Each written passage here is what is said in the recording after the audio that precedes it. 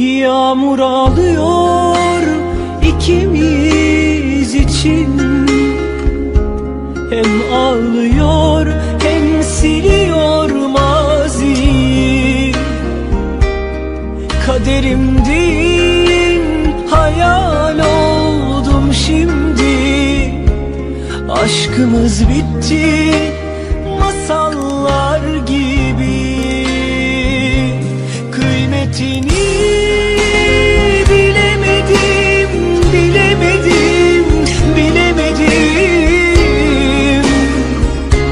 Seni nasıl çözemedim, çözemedim, çözemedim. Bugün resmini indirdim duvardan.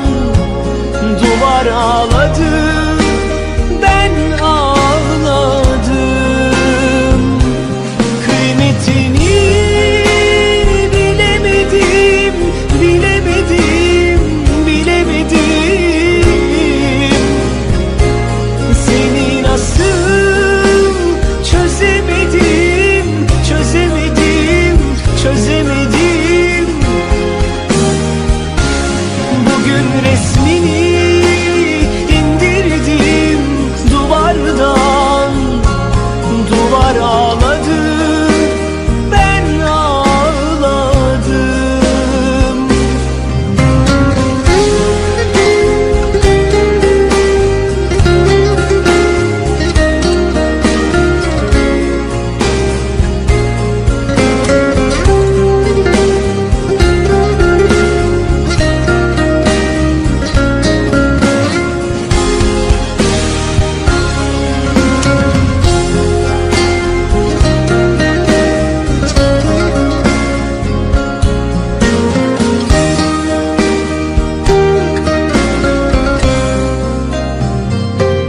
Kar çiçekleri gibisin temiz.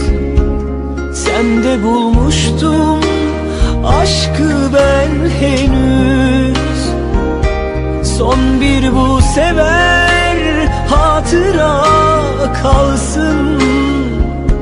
Sen yokken gönlüm yanımda sansın. Kıymetini bilemedim, bilemedim, bilemedim.